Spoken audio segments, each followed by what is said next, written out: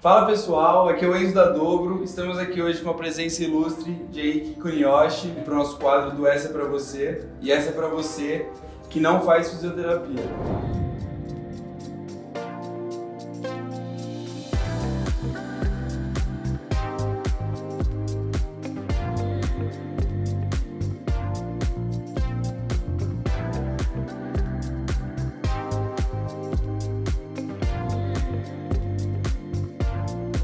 Prazer, Henrique. Beleza? Certo. Cara, fala um pouco de você. Quem é o Henrique? Por que você escolheu a físio? Qual que é o seu envolvimento com a corrida? E se apresenta um pouco aí pro pessoal. Bom demais. Então, eu sou Henrique Kuniyoshi, tenho 30 anos agora, sou fisioterapeuta formado pela USP desde 2015. Me especializei em esporte em 2016 pela Unifesp, né? Respiro esporte desde que eu nasci praticamente. Então eu nasci, meu pai já me colocou para fazer atletismo, fiz atletismo por um tempo, eu nadei, fiz natação, fiz judô, fiz karatê, fiz futebol, joguei vôlei por muito tempo da minha vida. Então eu respiro esporte desde muito cedo. E a fisioterapia esportiva, no caso, é o que une um pouco das duas coisas que eu gosto mais, né? Que é esporte e saúde. Sou fisioterapeuta pensando em saúde de atleta. E aí, quando a gente fala em atleta, não necessariamente é o atleta profissional. A gente fala em praticantes de atividade física no geral, desde a pessoa que faz uma caminhada, até um atleta amador que faz provas de corrida, meia maratona, um triatleta, até os amadores que buscam performance, que se dedicam muito a isso, e também os atletas profissionais. Como que funciona, né, a fisioterapia? Qual área você atua mais? Quais os tipos de atendimento e para que serve isso na teoria ali, né? Boa. Cara, então, eu sou fisioterapeuta do esporte, então as pessoas acabam me procurando quando tem algum tipo de lesão. Então, por exemplo, é um jogador de futebol que teve uma lesão no joelho, é um corredor de rua que tem dor no tornozelo para correr. Então, as pessoas geralmente vêm comigo para tratar lesões. Mas a gente consegue na fisioterapia fazer outras coisas também. Por exemplo, eu gosto muito de atuar na área de prevenção de lesão. Então, que é quando a pessoa ainda não teve uma lesão, e a gente entende que tem coisas que a gente faz na fisioterapia que a gente consegue prevenir, então diminuir o risco da pessoa ter uma lesão. O jeito que você corre, ele pode explicar as lesões que você tem. Então eu avalio o movimento das pessoas e tento entender o porquê que a pessoa tem algum tipo de lesão. E a partir disso a gente faz um tratamento baseado em biomecânica de corrida. A prevenção também entra quando a gente pensa em fortalecimento específico. Então, como que a gente prepara o corpo para fazer uma modalidade. Imagina que você hoje resolve começar a correr sem ter histórico de corrida. Aí a gente entende o que o seu corpo precisa, como que ele precisa estar preparado para fazer um bom movimento de corrida. Então, como que a gente faz para preparar o corpo e prevenir possíveis lesões. E aí entram exercícios mais práticos para esse tipo de prevenção. Exatamente. E também tem a questão da recuperação muscular. Então, por exemplo, eu atendo muito corredor de rua que faz seus treinos longos no sábado e depois do treino longo vem fazer uma recuperação muscular. Aí isso envolve liberação miofascial, soltura, às vezes banheira de gelo, às vezes bota de compressão, coisas que auxiliam a recuperação do atleta e permitem que ele faça com mais qualidade os treinos. E você falou de liberação miofascial, da bota. O que é isso, né? E como serve isso na prática? Boa. Liberação miofascial, basicamente, é uma técnica da fisioterapia que a gente usa para aliviar a tensão dos músculos, seja pós-treino. Então, quando a gente faz um treino muito duro, a musculatura ela tende a ficar mais tensionada e a tensão muscular ela prejudica a eficiência do músculo. Então, quando o músculo está muito tenso, ele tem menos capacidade de contração, menos capacidade de geração de força. Então, a liberação miofascial ela entra pensando em aliviar essa tensão e deixar o músculo mais pronto para uma próxima atividade. Cada atleta vai colocar a liberação miofascial onde ficar melhor na sua rotina do dia, né? Então isso vai variar um pouco de atleta para atleta, mas a recuperação muscular ela vai entrar para todos eles. E a bota de compressão que você falou serve para a mesma coisa ali, né? Para recuperação. Isso, a bota de compressão ela é um adicional que ela tem a função de drenagem. Né? Então a bota de compressão ela comprime a partir do pé e vem em direção ao quadril, né? Na ideia de drenar os metabólitos que ficam acumulados na musculatura e que dão a sensação de cansaço. Então quando você faz um treino muito pesado, a musculatura inflama e ela tem vários metabólitos que acumulam nela e que dão aquela sensação de perna pesada, de perna cansada. Então a bota ela faz essa drenagem e ajuda você a se recuperar também. Legal. E a banheira de gelo, ela de fato ajuda bastante? Para que ela serve? A banheira de gelo também ajuda bastante, né? A ideia da banheira de gelo é você diminuir a temperatura corporal. Isso acaba gerando uma vasoconstrição, então seus vasos ficam menos calibrosos. E aí quando você sai da banheira de gelo, você tem uma vasodilatação reflexa, né? Então seus vasos eles ficam mais dilatados e ajudam nessa lavagem de metabólitos. A banheira de gelo ela também tem a função de analgesia. Então o gelo ele é muito usado como um analgésico, né? Então ela diminui um pouco da condução nervosa e faz você ter menos dor pós-treino. A gente tem algumas perguntinhas aqui, né? Que a gente tem curiosidade para o pessoal saber também. Quais são as principais causas de dor dos corredores e o que fazer para tratar nesses casos? Boa. Cara, assim, a gente sempre fala que a lesão no corredor ela é multifatorial. Isso é muito comum, você vai ouvir muita gente falando disso. O que quer dizer isso? Quer dizer que um fator só ele não provoca lesão, né? Ele precisa estar combinado com outros fatores. Tem alguns que são principais. Quais que eu acho que são as principais causas de lesão no corredor? A primeira, disparado, está relacionado à planilha de treinamento, ao planejamento do treino, né? Então, o corredor que machuca, geralmente ele se machuca porque subiu rápido demais o volume, subiu rápido demais a intensidade, né? Fez algum treino que não deveria ter feito, né? E aí você expõe o seu corpo a uma situação que ele não estava preparado para aguentar, e aí isso gera lesão. Desculpa te interromper, e quais seriam essas lesões mais específicas, assim, dessas causas de excesso de treinamento, excesso de volume, você ultrapassa ali o seu limite ali, o que isso causaria? Quais seriam essas lesões? Então, aí a gente tem um nome para isso, né, que são as lesões por overuse, né, são as lesões por uso excessivo, que é a maior parte da lesão dos corredores. Tendinite, bursite, fratura por estresse, né, esse tipo de lesão são as lesões por uso excessivo, que é a maior parte da lesão dos corredores. A segunda causa, que é muito frequente em corredor, é a falta de fortalecimento.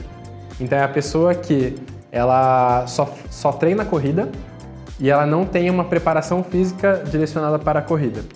E aí o que acontece? Você precisa preparar a sua musculatura para gerar um movimento de corrida.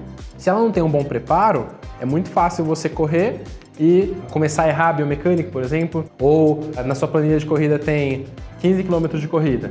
A partir do 10º quilômetro, sua musculatura já está muito fadigada e aí você começa a fazer movimentos compensatórios, isso vai te gerar lesão, né? Então você está com uma falta de preparo físico para a corrida. E a terceira causa, que é a causa que eu mais trabalho, é a causa biomecânica.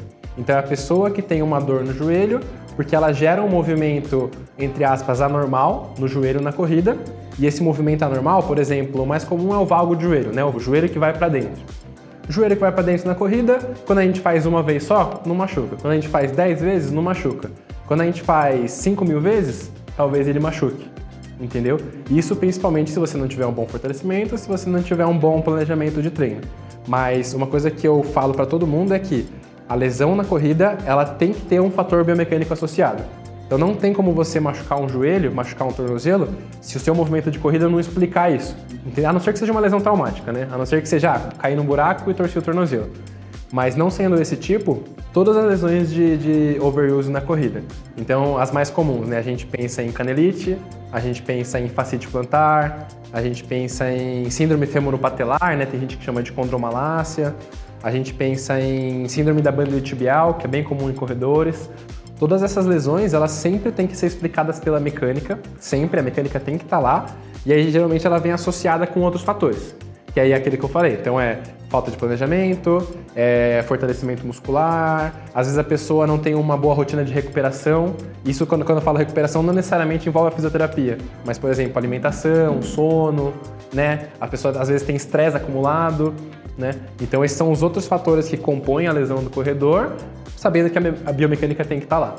Boa, legal. E todo corredor precisa de um acompanhamento constante no fisioterapeuta? Boa pergunta. Eu como fisioterapeuta acho que sim, mas na verdade tem detalhes para isso, né? Eu falo que todo mundo tem que ter um fisioterapeuta por perto enquanto ele pratica uma atividade física constante. Por quê? Porque a maior parte das lesões que a gente tem, principalmente em esportes de endurance, né? A gente pensa, por exemplo, em corrida e triatlo, elas avisam um pouco antes.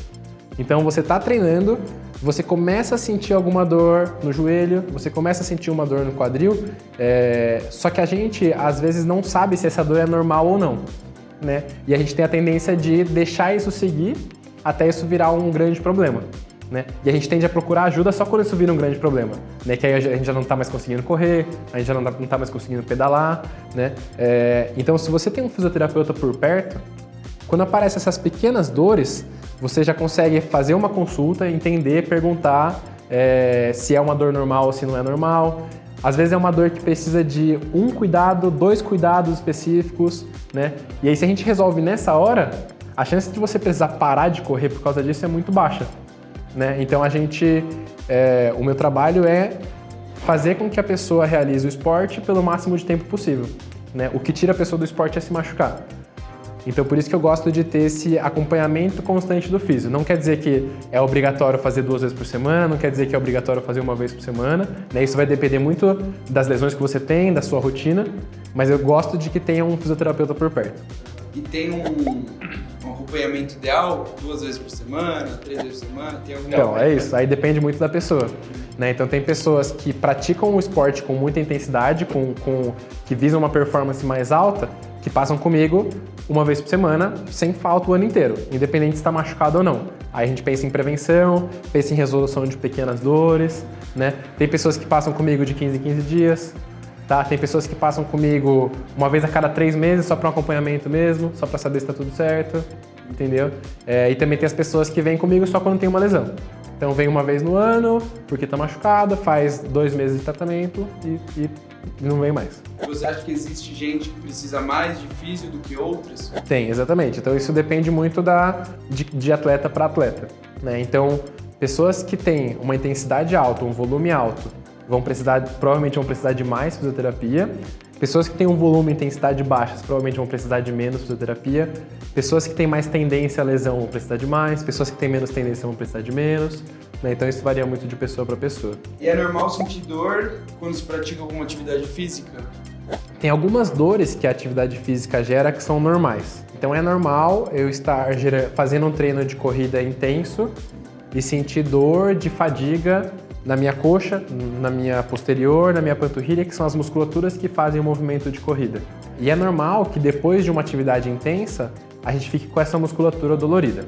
Dores que não são nessas regiões das musculaturas que a gente usou, são dores que a gente tem que ter mais atenção. Então, por exemplo, uma dor no joelho durante a corrida, uma dor no joelho pós-corrida.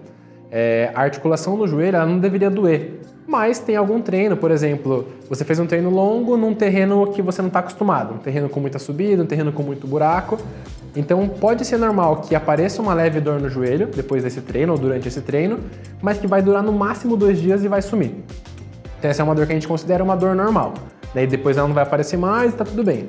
Agora, essas dores que são frequentes, e principalmente nas regiões articulares, a gente pensa em joelho, em tornozelo, em quadril, em tendões, né, que é o final da musculatura, são dores que a gente tem que ter mais atenção. Então, se elas forem frequentes e se elas estiverem aumentando de intensidade, com certeza não são dores normais. Entendeu? Aí é uma dor que vale a pena você buscar um fisioterapeuta. Boa, perfeito. Pessoal, se vocês tiverem mais algumas perguntas, podem deixar aí nos comentários, que o Henrique pode responder para vocês. E agora vamos lá pro bloco 2 do Essa é Pra Você. Bora! Bora! Agora vamos para a segunda parte do quadro Essa é Pra Você. A gente vai passar alguns movimentos de biomecânica na esteira e de biomecânica na corrida no geral. Boa, então a gente vai fazer aqui algumas orientações sobre como correr na esteira. Então, as pessoas que têm muito costume de correr na esteira, às vezes criam alguns vícios, né, que podem atrapalhar a nossa mecânica, podem atrapalhar o nosso rendimento. Então, essas primeiras dicas vão ser sobre como correr na esteira. E a segunda dica vão ser de biomecânica geral mesmo, de que você pode fazer para otimizar a sua mecânica, para você ter mais performance, para você ter menos risco de lesão. Então, eu vou mostrar em você. Você vai ser meu corredor de hoje, pode ser? Isso. Vai, vambora. Vambora. Então, a primeira dica que eu tenho para quem corre na esteira é em relação ao painel. A gente tem muita tendência de correr muito próximo do painel. Isso faz o nosso corpo ficar muito vertical na corrida e atrapalhar um pouquinho do nosso rendimento. Então, a primeira dica que eu tenho é afasta um pouquinho do painel da esteira para correr, para você ter mais liberdade aqui nessa parte da frente. Segunda coisa, como a esteira já tem o chão indo para trás, né? A esteira está indo para trás, a gente tem a tendência de só tirar a perna do chão e colocar, e acaba gerando mais movimento de oscilação vertical, que é esse salto. Então, mesmo na esteira, você tem que pensar como se estivesse correndo na rua e empurrar o chão para trás para diminuir a sua oscilação vertical. Então, empurra o chão para trás e fixa o olhar lá na frente. Isso. Beleza. Aí sobre mecânica de corrida, então, a gente tem que pensar que o nosso maior inimigo na corrida é a gravidade. A gravidade quer jogar a gente lá para baixo. Então, os nossos maiores erros na corrida, eles têm a ver com falhas de sustentação para a gravidade. Então, tronco que inclina, quadril que cai, joelho que vai para dentro. Então, sempre que você estiver na esteira ou correndo na rua, você vai pensar primeiro em vencer essa gravidade. O que quer dizer isso? Você vai imaginar que tem uma linha te puxando aqui no meio da sua cabeça para você crescer. Então, você vai pensar sempre em ficar alto na postura. Beleza. Boa. Segundo pensamento e segundo grande erro que as pessoas cometem na corrida é a questão do pé muito à frente do corpo, que a gente chama de overstride. Então, na corrida, é sempre importante a gente tentar trazer o pé o mais próximo possível do nosso corpo. Quanto mais longe o pé tocar lá na corrida, pior. Mais você vai oscilar, mais você vai ter de impacto. Então, aqui eu vou aumentar a velocidade da caminhada e você vai pensar sempre em não jogar a passada muito lá na frente. Isso, tenta deixar sempre o pé próximo de você. Até porque acho que faz menos força, certo? Exatamente, exatamente. Como a gente pensa que corrida é empurrar o chão, se você jogar a perna lá na frente, você vai ter que puxar o chão, é como se fosse isso. Você vai ter que fazer mais força. Então sempre deixa o pé próximo de você. E aí a terceira dica é sempre empurra o chão para trás. Chegou no chão e já empurra o chão para trás. Chegou no chão e já empurra o chão para trás. A gente vai pensar isso cada vez mais rápido, tá? Então você vai caminhar ainda, mas pensa nisso. Ó. Cresce, o pé próximo de você, você empurra o chão para trás. Isso, agora eu vou aumentar a velocidade. Quando der vontade de correr, você corre. Então cresce, o pé próximo e empurra o chão para trás. Isso. Tá bom? Bom demais, bom demais. Então você vê que mesmo da corrida inicial que a gente fez, você já começa a saltar um pouco menos, que era uma questão da sua corrida, e fica uma corrida mais estável, você balança menos, tanto em rotação quanto em inclinação. Fechou? Boa. Ficou show, né? Boa. O Henrique, depois que ele tinha passado alguns exercícios de biomecânica, agora ele vai passar alguns exercícios de liberação miofacial pra gente aprender um pouco também. Então a gente vai falar sobre liberação miofacial e como você pode fazer isso sozinho, né? Então a gente chama isso de autoliberação miofacial. Basicamente é pra gente relaxar a musculatura do treino que a gente acabou de fazer e preparar a musculatura para o próximo treino. Vamos lá? A gente vai fazer aqui a liberação para as 3 principais musculaturas que a gente usa na corrida, tá bom? A primeira vai ser a panturrilha. Como é que a gente vai fazer? A gente vai fazer uma de cada vez, não é muito confortável no começo, tá? Mas a ideia realmente é soltar a musculatura. Então você vai ver que essa sensação de dor ela vai se aliviando, beleza? Pode apoiar a panturrilha bem aqui no meio do rolinho. Isso. Aí você vai passar essa perna em cima dessa. Isso. Aí você vai, com a força dos seus braços, você vai soltar o peso em cima do rolinho. Então você vai tirar o bumbum do chão. Isso. E aí a ideia da liberação, então, é você fazer um movimento de ida e volta, bem na musculatura da panturrilha. Então, antes de chegar na articulação do joelho e antes de chegar na articulação do tornozelo. Confortável? Então, é uma liberação miofascial, uma massagem mesmo, né? Então, ela, pensando em corrida, se ela for muito confortável, provavelmente tem alguma coisa de errado. Mas se ela for só gostosa, então tem alguma dor e serve pra gente aliviar a tensão da panturrilha. Geralmente eu recomendo por tempo ou por sensação. Então você fica mais ou menos de 1,5 minutos a 3 minutos por musculatura, ou você fica até você sentir a musculatura aliviando a tensão. Beleza? Então panturrilha, agora a gente vai fazer para a musculatura posterior de coxa, que são os isquiotibiais. Então é o mesmo princípio. Você vai apoiar o meio da sua posterior aqui, pode ir lá. Isso. Aí você vai cruzar uma perna em cima da outra, tirar o peso do corpo e rolar para frente e para trás. Isso. Posterior costuma ser um pouco mais tranquilo, tá? Mas é a mesma ideia. Boa. Isso aí. E agora para a musculatura do quadríceps. Então a gente sempre usa a gravidade para ajudar a gente, né? Então para a musculatura do quadríceps, que é a parte da frente da coxa, a gente faz de barriga para baixo, tá? Pode virar ela de barriga para baixo. Isso. Então você apoia o meio da coxa. Vamos fazer para a esquerda, tá bom? Você vai cruzar a esquerda em cima da direita, pode soltar... a direita em cima da esquerda mesmo. Então solta o peso em cima da perna esquerda e aí você vai rolar para frente e para trás. Aqui na mão você pode usar o apoio da mão mesmo ou do cotovelo. Pode fazer como se fosse uma prancha. Isso. Aí você rola para frente e para trás. tá? A coxa costuma ser um pouco mais confortável do que a panturrilha e um pouco menos confortável que a posterior. Beleza?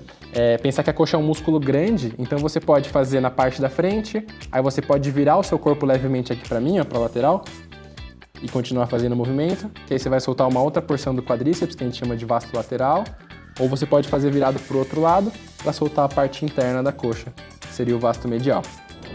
Cara, eu faço uma vez por semana, toda sexta-feira. Então, sexta-feira eu acumulei os treinos da semana, tanto de força quanto de corrida, e aí eu uso para me preparar para o treino de sábado, que é o mais longo, né? Aí é uma vez por semana, fico assim uns 15 a 20 minutos tranquilo fazendo. Cara, dá pra pensar em várias estratégias, assim, né? Esse rolinho aqui, ele é grande, né? A maioria dos que a gente compra, eles são menores, assim. Mas dá pra você substituir, por exemplo, uma latinha de alumínio, alguma coisa que seja rígida o bastante pra você apoiar o peso do seu corpo e fazer o movimento. Agora vamos pro terceiro quadro do Essa é Pra Você. Vamos trazer uns mitos e verdades sobre a fisioterapia na corrida. Fechado? A fisioterapia é só pra quem tá lesionado? Mito. Para mim, a fisioterapia mais importante, a que mais ajuda, é a preventiva. Então, se todo mundo entendesse que é muito mais fácil, muito mais barato a gente prevenir uma lesão, né? A gente teria gente correndo por mais tempo, gente praticando exercício por mais tempo, né? E menos gente parada por conta de lesão. Então, esse é o maior mito e é o que a gente mais quer quebrar, assim. Então, procurem um profissional antes da lesão. Boa, segundo mitos e verdade, fortalecimento é essencial para a corrida? Verdade. O fortalecimento muscular, ele é feito para preparar sua musculatura para correr e ele também auxilia que pequenos desvios de movimento não te gerem lesão. Então o fortalecimento é sim essencial para a corrida. Número 3, todo mundo pode participar de corrida? É mito ou verdade? Verdade com algumas aspas. Então a gente fala que a corrida é o esporte mais democrático que tem, né? Então o movimento de corrida é um movimento que quando é feito corretamente, ele é muito seguro para se fazer. Então a grandíssima maioria das pessoas podem fazer corrida. É muito comum a gente ouvir coisas como quem tem hernia de disco não pode correr, quem tem desgaste no joelho não pode correr, e a grande maioria dessas pessoas que têm essas condições também podem correr. É claro que com um acompanhamento especial, né, com exercícios específicos, né, mas até essas pessoas também podem correr. Perfeito. Correr causa impacto nas articulações, mito ou verdade? Verdade. A corrida, ela promove um aumento do impacto nas articulações, mas a gente tem que entender que o impacto não é ruim, né? Então, o impacto ele faz parte da nossa vida e o impacto, quando feito corretamente, inclusive fortalece as nossas articulações e os nossos músculos. Então, o grande problema do impacto é como você lida com ele, o quanto de impacto você tem. E a última, correr todos os dias faz mal? Mito, mas também com algumas aspas. São poucas as pessoas hoje que têm o corpo preparado para correr todos os dias. Então você pode correr todos os dias, contanto que você faça uma boa preparação física para isso e que você faça isso de uma forma mais gradual possível. Qual que é a questão? A grande maioria dos corredores amadores não são preparados para isso, tem uma rotina que não envolve só a corrida, então provavelmente a falta de descanso faz esses corredores aumentarem o seu risco de lesão quando eles correm todos os dias. Então é importante que tenha um descanso entre eles. Henrique, queria agradecer você pela presença, pelo seu tempo aí. Obrigado pela entrevista, pelas respostas. Eu acho que é benéfico para todo mundo, aprendi bastante. Pessoal, se vocês tiverem alguma dúvida também, deixem nos comentários. Entrem lá no Instagram do Henrique, sigam ele, sigam o local que ele trabalha. Se você quiser falar mais, Henrique. Boa. Então, para quem quiser me seguir, é @HenriqueCune. Eu falo bastante sobre corrida, meu Instagram é basicamente 100% de corrida. E o Instagram da minha clínica é @olimpo.instituto. A gente fica em Moema, na Avenida Ibirapuera 2907, do ladinho do shopping. E só seguir lá. Show, pessoal. Essa é pra você que não faz físio, hein?